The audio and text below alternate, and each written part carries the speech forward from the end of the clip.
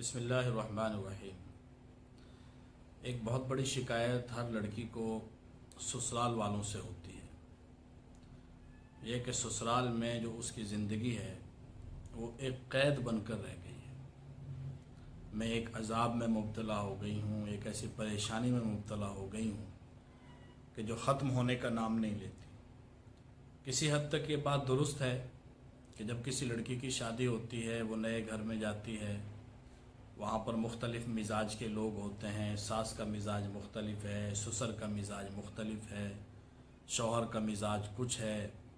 लेकिन ये सारी चीज़ें उसके अपने घर में भी थीं, उसके अपने खूनी रिश्तों में भी थीं। बाप का मिजाज, माँ का मिजाज, बहन भाइयों का मिजाज, ख़ुद उसका दूसरों से मिजाज एक जैसा नहीं होता। तमाम इंसान मिजाज में, तबीयत में एक दूसरे से मुख्तलिफ़ होते हैं और बुनियादी तौर पर यही वजह बनती है झगड़े की और इख्तिलाफ़ की। बाज़ मरतबा लड़का और लड़की उनके अंदर तलाक़ हो जाती है, मियाँ बीवी थे, तलाक़ हो गई। लड़के वाले कहते हैं कि हमारा लड़का तो बड़ा अच्छा था, लड़की वाले भी यही कहते हैं कि हमारी लड़की तो बड़ी अच्छी थी। बुनियादी तौर पर वो दोनों ही बहुत अच्छे होते हैं, लड़का भी बहुत अच्छा था, लड़की भी बहुत अच्छी थी। फिर तलाक़ क्यों हो गई? कि मिजाज नहीं मिले आपस में, मिजाज मुख्तलिफ़ होते हैं। तो ज़रूरी नहीं है कि एक आदमी का मिजाज दूसरे आदमी के मिजाज से हूबहू मिल जाए, ये होता ही नहीं है। लिहाजा मिजाजों के इख्तिलाफ़ को लड़ाई झगड़े की बुनियाद नहीं बनाना चाहिए। जब आप ससुराली घर में आई हैं तो आपको कुछ बातें एक आर्जी मुद्दत के लिए तय करनी होंगी, ये अबूरी ज़माने के लिए। अगर आपने अपनी ज़िंदगी को एक खूबसूरत ज़िंदगी बनाना है और इस घर को हकीकी मानों में अपना घर बनाना है तो उसके लिए कुछ काम आपको इब्तिदाई तौर पर करने होंगे, जिसको अबूरी ज़माने का और एक मुख्तसर ज़माने का एक मनसूबा बंदी कह लें, हिकमत अमली कह लें। वो क्या है कि आप बहरी बन जाएं, आप गूंगी बन जाएं, आप अंधी बन जाएं। किसी की कोई गलत बात सुने, उसको नज़रअंदाज करें और ये सोचें कि अल्लाह ताला ने दो कान दिए हैं, एक सुनने के लिए, एक निकालने के लिए। इधर से सुना, इधर से निकाल दिया, कोई बात नहीं है। अंधी बन जाएं, आपने कोई भी काम ऐसा देखा है जो आपकी तबीयत के ख़िलाफ़ है, आपने ऐसे जैसा कि देखा ही नहीं है। और गूंगी बन जाएं कि किसी की किसी गलत बात पे, किसी के ख़िलाफ़ तबीयत, ख़िलाफ़ मिजाज बात पर कोई तबसरा न करें। यह आपको हमेशा नहीं करना पड़ेगा। आज जिस सास की आप शिकायत करती हैं, ये सास भी किसी ज़माने में इस घर में बहू बन के आई थी। इसको भी बेने ही इसी तरह की शिकायत होंगी जिस तरह की शिकायत आपको हैं। लेकिन आज वो इस घर की मालिक है, इस घर के बच्चों की माँ है, घर वाली है। तो आप भी इस घर में घर वाली बनकर आई हैं, इस घर को संभालने के लिए आई हैं।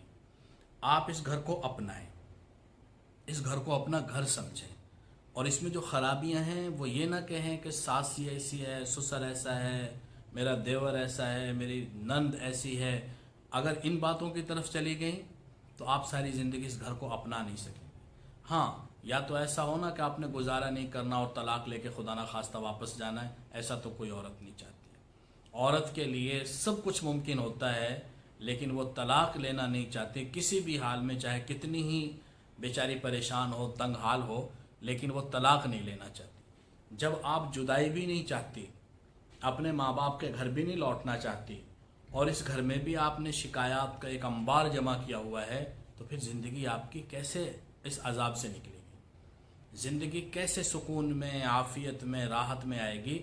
आप इन तमाम चीज़ों को एक हकीकत समझें और अपनी ज़िंदगी का लाजमी हिस्सा समझें और फिर एक एक करके इन चीज़ों को ख़त्म करने की कोशिश करें कि जो चीज़ें मेरी तबीयत के ख़िलाफ़ हैं, मेरे मिजाज के ख़िलाफ़ हैं, मुझे वो नागवार गुज़रती हैं, मैं इनको ठीक कैसे कर सकती हूँ। शिकायतों से ठीक नहीं होंगी।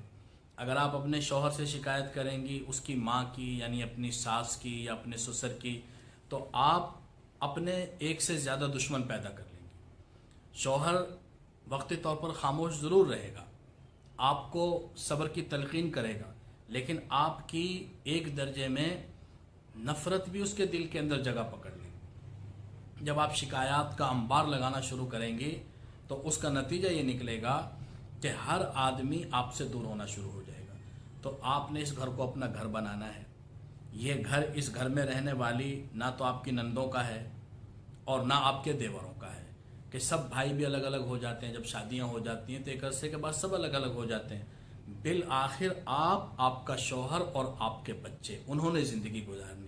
نہ آپ کی ساس ہمیشہ آپ کے پاس رہے گی، نہ آپ کا سسر ہمیشہ آپ کے پاس رہے گا، نہ آپ کے دیور ہمیشہ آپ کے پاس رہیں گے، نہ آپ کی نندیں ہمیشہ آپ کے پاس رہیں گی. یہ سب لوگ اپنے اپنے گھروں کے ہو جاتے ہیں. ماں باپ بیچارے دنیا سے چلے جاتے ہیں ایک وقت کے بعد. انسان ہے، ہر ایک نے انسان نے جانا ہے، یہ ایک حقیقت ہے.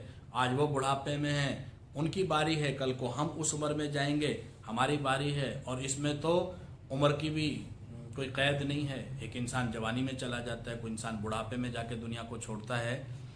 تو آپ نے اس گھر کو اپنا گھر سمجھنا ہے اور وقتی طور پر جو چیزیں آپ کو پریشان کر رہی ہیں ان تمام چیزوں کو آپ نے نظر انداز کرنا ہے. یہ کڑوی گولی ضرور ہے لیکن یہ آپ کو کھانی پڑے گی. اور آپ اس گھر کو اپنا گھر سمجھیں کہ یہ میرا گھر ہے. باقی جتنے مسائل ہیں ان کو میں نے دور کرنا. آپ اپنی ماں کو شکایت لگائیں گی، اپنے باپ کو جا کے بتائیں گی، اپنے بہن بھائیوں کو جا کے بتائیں گی، آپ اپنا گھر نہیں بسا سکتے. آپ اس گھر کو اپنا گھر نہیں بنا سکتی.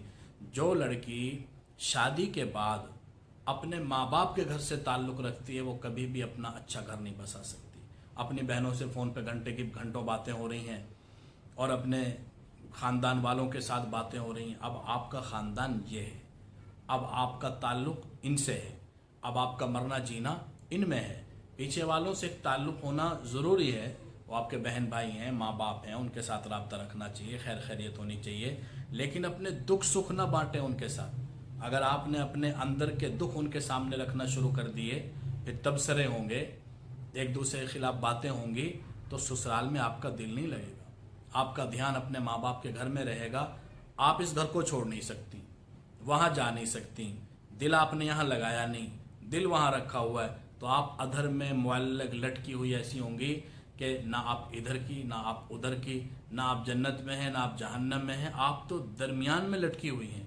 اس لیے آپ اس گھر کو اپنا گھر سمجھیں اور اس گھر کے مسائل کو اپنے مسائل سمجھیں اور اپنے مسائل کے کسی سے شکایت نہ کریں. ان کو حل کرنے کی کوشش کریں کہ ان کا حل کیا ہے، ان کو ختم کیسے کیا جا سکتا ہے. اور تھوڑا سا صبر اور انتظار جو ہے وہ انسان کے بہت سارے مسائل کو ویسے ہی ختم کر دیتا ہے. اللہ تعالی ہمیں عمل کی توفیق نصیب فرمائے. وما علینا الا البلاغ. قرآن کی آواز میں سن نغمہ لا تک نہ تو اندر سے بھی ہو جا ہرا، کھلنے سے پہلے مسکرا، گرنے سے پہلے ہی